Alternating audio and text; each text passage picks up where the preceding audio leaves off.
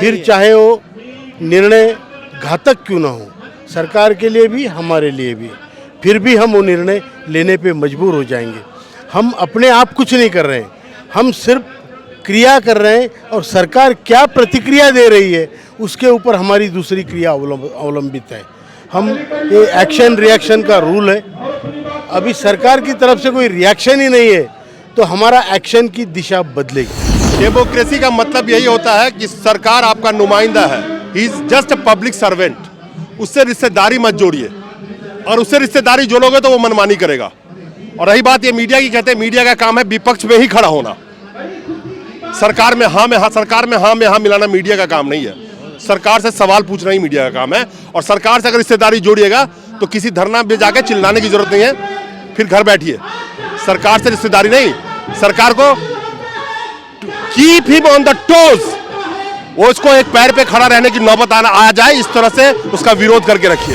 ऐसे इनकी शक्ल दिखाइए, इनको देखिए आप, इनसे मैं उम्मीद करूं कि 10 साल और ये पेशेंस रख सकते हैं। मैं वही बात कह रहा हूं, आप ही की बात कह रहा हूं कि पेशेंस की भी एक सीमा होती है, और वो सीमा तब है कोई अगर 24 साल का नौजवान है, उनसे कोई वादा किया जाए तो उसके पास वक्त होता है, लेकिन क्योंकि हम लाइफ का एक स्पैन होता है, उसके बाद तो कितना बिल्कुल सही कह रहे हैं।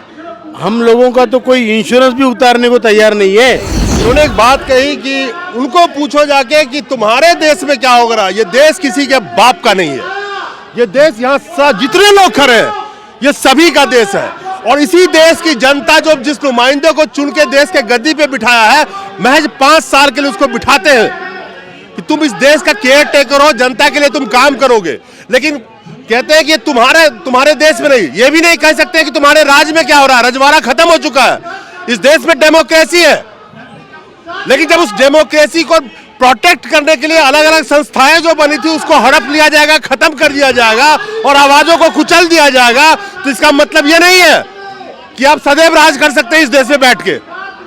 एक ना एक दिन आपको उतरना तो पड़ेगा, चाहे आप इस जनता के वोट से उतरे, चाहे आपको वक्त उतार दे, क्योंकि एक वक्त ही ऐसा चीज है जिसके ऊपर किसी का काबू नहीं। आप सब चीज खरीद सकते हैं। ज्येष्ठ भारत, ज्येष्ठ भारत।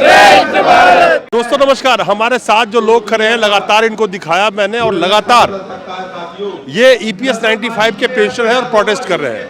आज इनका छठा दिन है यहाँ पे क्रमिक पेंशन का, और हमारे साथ अशोक रावत जी बैठे हैं, और ये लोग अभी भी नारा लगा रहे हैं ज्येष्ठ भारत और श्रेष्ठ भारत का। जिस भारत में ज्येष्ठ का ये हाल हो, वो श्रेष्ठ कैसे बन सकता है? जिस भारत में ज्येष्ठ का ये हाल हो, वो श्रेष्ठ कैसे बन सकता है? साहब ये बताओ पहले, 6 दिन हो गए आप लोगों को इस दफा 30 जनवरी के जो आपने जो कहा था कि हम वापिस आएंगे, मांगे नहीं मानी गई, तो आज ये छठा दिन हो गया, और कोई 60 साल, कोई 70 साल, कोई 80 साल के बुजुर्ग यहाँ पे क्रमिक पेंशन पे ही बैठे हैं, सही, लेकिन उसकी इस उम्र का भी सरकार ख्याल नहीं कर रही है। तब किस उम्मीद में है आप लोग? देखिए, हम हमारा कर्तव्य निभा रहे हैं, हम अपने धर्म का पालन कर रहे हैं। धर्म मतलब कर्तव्य, और उसी पथ पे हम चल रहे हैं। हमने सोचा, इस संगठन ने सोचा कि इस देश का बुजुर्ग, इस देश का EPS का पेंशनर जिसने पैसे भरे हैं और बराबर हिसाब से पैसे भरे हैं, वो आज भूखा है।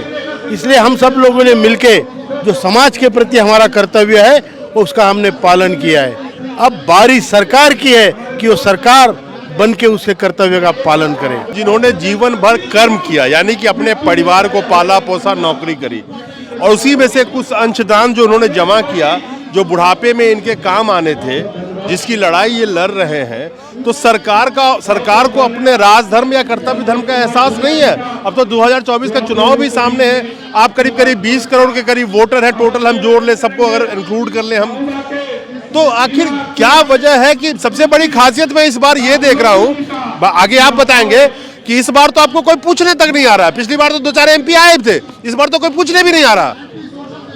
नहीं, हमें पूछने वालों की संख्या कम नहीं है। मैं आपको बता दूं, 250 सांसदों के सपोर्टिंग लेटर है।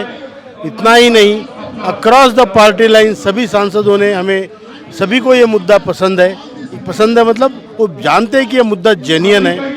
आदरणीय प्रधानमंत्री जी ने 2 बार हमको, इतनी सारी ट्रेड यूनियनें हैं और भी लोग हैं, उनको नहीं बुलाया, हमको बुला के वचन दिया है कि मैं आपका काम करूंगा।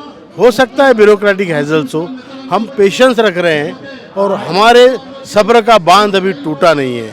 और जब सब्र का बांध जब टूटेगा तो पोटेंशियल एनर्जी फिर काइनेटिक एनर्जी में बदल जाएगी, तो उसमें अभी देर है।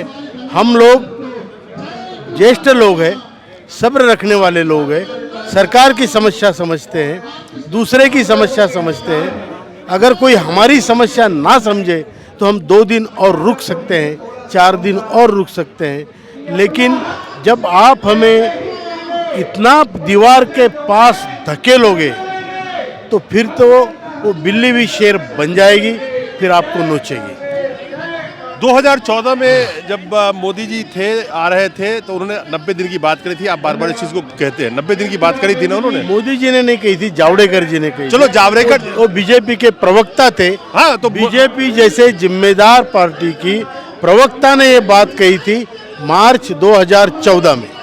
चलिए, मार्च 2014 में कही थी। उस वक्त चुनाव का माहौल था, तो अलग अलग तरीके से प्रचार चल रहा था जिसमें अलग अलग तरीके से वादे किए जा रहे थे। 90 दिन की जो बात है आपने कहा, क्योंकि मैं इसलिए ये कह रहा हूँ कि आप कहते हैं पेशेंस की बात, क्या मैं किसी ऐसे इनकी शक्ल दिखाइए, इनको देखिए आप, इनसे मैं उम्मीद करूं कि 10 साल और ये पेशेंस रख सकते हैं? मैं वही बात कह रहा हूं, आप ही की बात कह रहा हूं कि पेशेंस की भी एक सीमा होती है, और वो सीमा तब है, कोई अगर 24 साल का नौजवान है, उनसे कोई वादा किया जाए तो उसके पास वक्त होता है, लेकिन क्योंकि हम लाइफ का एक स्पैन होता है, उसके बाद तो कितना बिल्कुल सही कह रहे हैं। हम लोगों का तो कोई इंश्योरेंस भी उतारने को तैयार नहीं है, क्योंकि हमारी लाइफ की गारंटी नहीं है। आपको आपने सही सवाल किया है कि रोजाना 200 लोग मर रहे हैं अरविंद जी, तो ये सवाल आपने सही किया है, लेकिन गलत आदमी से किया है। आपने ये सवाल मिनिस्टर को पूछना चाहिए कि भैया आपने गारंटी दी थी, आपने इतने बार वचन दिए हैं, और ये लोग बूढ़े बाड़े लोग यहाँ बैठे हैं। अब राउत तो देने वाला है नहीं, वो तो मांगने वाला है। जो देने वाला है उसको आपको ये सवाल जरूर पूछना चाहिए कि भैया तेरी देरी में, तेरे इंतजार में तो हम मर रहे हैं यहाँ पे। तो ये है हमारे लिए, डिले इज डेथ। आप जब किसी शख्स के पास या कोई प्रोटेस्ट कर रहा है उसके पास पहुंचेंगे तो वो कहते हैं कि ये सवाल तो सरकार से करना चाहिए। जवाब फिर वही है कि सरकार के नुमाइंदे हो या सरकार चलाने वाले हो, ऐसे ऐसे तीखे सवाल हैं लोगों के कि सामने वो आने से घबराते हैं। और यही वजह है कि प्रेस कॉन्फ्रेंस नहीं कर पाया आज तक मोदी जी 10 साल में। जो पहले बहुत ज्यादा बोलते थे 2014 में, वो मन की बात कर सकते हैं एक तरफा, तो एक तरफा संवाद तो कोई कर लेगा। आप जो मर्जी बोलते रहो, लेकिन सवालों का जवाब देना ही डेमोक्रेसी है। तो जब सवाल का जवाब नहीं देंगे राउत साहब, तो सवाल यह है कि कोई भी, मैं हूं चाहे कोई भी, माइक लेके सवाल किससे पूछेगा? क्योंकि आप यहाँ पे परेशान हैं, हम तो आप ही से पूछ सकते हैं। आप हमें पूछ रहे हैं, वो अच्छी बात है। हम भी अपनी बात दुनिया के सामने कहना चाहते हैं। हम भी अपने जो पीड़ा है वो लोगों को दिखाना चाहते हैं। जो हमारे ऊपर अत्याचार हुआ है वो हम दुनिया के सामने, भारत देश के सामने लाना चाहते हैं। आप हमारी मदद ही कर रहे हैं, लेकिन जो लोग जिम्मेदार हैं इस प्रश्न का हल निकालने के लिए, उनको तो कोई पूछे, ये मेरा सवाल है। क्योंकि मैं आप ही को नहीं कह रहा हूँ, जो भी जिम्मेदार आपके जैसे चैनल वाले हैं, उन्होंने, उनको मीडिया वाले हैं, सोशल मीडिया वाले हैं, वो सरकार को पूछे कि भाई ये क्या हो रहा है, ये तुम्हारे देश में हो क्या रहा है, ये तो पूछे। तो यहाँ हम तो जवाब देंगे, हमसे जितना बन पड़ता है हम तो जवाब क्या देंगे। हम तो जवाब दे उन चीज़ों के लिए, जैसे ये अभी ठंड में यहाँ पे आए, उसके लिए मैं जिम्मेदार हूँ।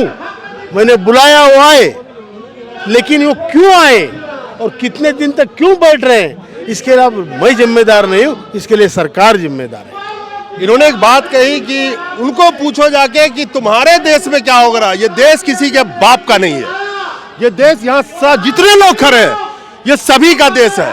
और इसी देश की जनता जो जिस नुमाइंदे को चुन के देश के गद्दी पे बिठाया है, महज 5 साल के लिए उसको बिठाते हैं कि तुम इस देश का केयर टेकर हो, जनता के लिए तुम काम करोगे।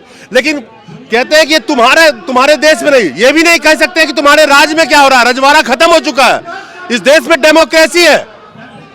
लेकिन जब उस डेमोक्रेसी को प्रोटेक्ट करने के लिए अलग अलग संस्थाएं जो बनी थी उसको हड़प लिया जाएगा, खत्म कर दिया जाएगा और आवाजों को कुचल दिया जाएगा, तो इसका मतलब ये नहीं है कि आप सदैव राज कर सकते हैं इस देश में बैठ के।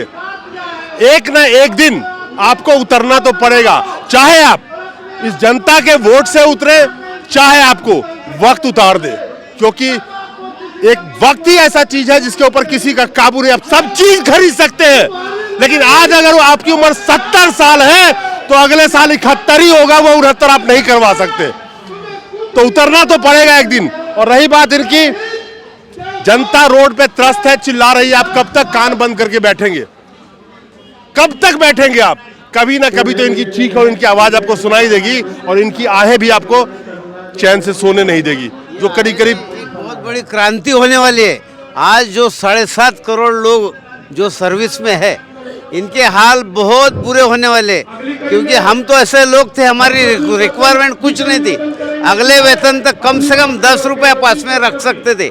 अभी आज के जो लोग हैं, ये ऐसे सर्विस में है कि आज का ये महीने का वेतन तो खर्चे कर डालते, अगले महीने का क्रेडिट कार्ड से वो भी खर्च कर डालते। और जब ये लोग रिटायर हो जाएंगे तो इनके पास फूटी कौड़ी नहीं रहेंगी, और ना इनके मालिक देंगे, ना गवर्नमेंट इनको कुछ देंगे। और ऐसे वक्त में ये देश की एक बहुत बड़ी क्रांति बनेगी। और इसके जो पायोनियर है, ये हमारे कमांडर अशोक राउत साहब रहेंगे। ये आज भले ही जनता ना बोले, मगर ये pioneer will be commander Ashok Raut साहब। और ये जेन्युइन मुद्दा है। रावत साहब, आखिरी सवाल ये है कि जिस तरह से ये क्रमिक अनशन चल रहा है, आज 6ठा दिन हो गया, और आपने 27 राज्यों को चिट्ठी में लिख के दिया हुआ है। चलो 27 दिन भी बीत जाएंगे, पार्लियामेंट में 27 दिन तक तो नौबत ही नहीं आएगी। होना होगा तो हो जाएगा, नहीं तो फिर मामला जब लटकेगा तो वो तो बात की बात है। तो अभी तो 6ठा दिन है, क्या लगता है कि ये कब तक कंटिन्यू कर पाएंगे आप, और क्या प्लानिंग है इस बार का आपका? अभी तो हमने 24 तारीख तक की नोटिस दे चुके हैं। 24 तारीख तक हमने शेड्यूल बना के रखा है। हम चाहते हैं कि सरकार जल्दी से जल्दी इसका निपटारा करे, जल्दी से जल्दी मतलब इसी सत्र में करे। अगर नहीं तो फिर हम कलेक्टिव निर्णय लेंगे, हमारी CWC में निर्णय होगा। आगे का निर्णय जो भी सेंट्रल वर्किंग कमेटी लेगी वो हम सब पे बंधनकारक रहेगी। बराबर है? फिर चाहे वो निर्णय घातक क्यों ना हो, सरकार के लिए भी हमारे लिए भी, फिर भी हम वो निर्णय लेने पे मजबूर हो जाएंगे। हम अपने आप कुछ नहीं कर रहे हैं, हम सिर्फ क्रिया कर रहे हैं, और सरकार क्या प्रतिक्रिया दे रही है उसके ऊपर हमारी दूसरी क्रिया अवलंबित है। हम ये एक्शन रिएक्शन का रूल है। अभी सरकार की तरफ से कोई रिएक्शन ही नहीं है तो हमारा एक्शन की दिशा बदलेगी। चलिए, सबसे आखिरी बात, डेमोक्रेसी का मतलब यही होता है कि सरकार आपका नुमाइंदा है, he is just a public servant. उससे रिश्तेदारी मत जोड़िए, और उससे रिश्तेदारी जोड़ोगे तो वो मनमानी करेगा। और रही बात ये मीडिया की, कहते हैं मीडिया का काम है विपक्ष में ही खड़ा होना, सरकार में हाँ में हाँ मिलाना मीडिया का काम नहीं है। सरकार से सवाल पूछना ही मीडिया का काम है। और सरकार से अगर रिश्तेदारी जोड़िएगा तो किसी धरना में जाकर चिल्लाने की जरूरत नहीं है, फिर घर बैठिए। सरकार से रिश्तेदारी नहीं, सरकार को keep him on the toes, वो उसको एक पैर पे खड़ा रहने की नौबत आ जाए, इस तरह से उसका विरोध करके रखिए। नमस्कार।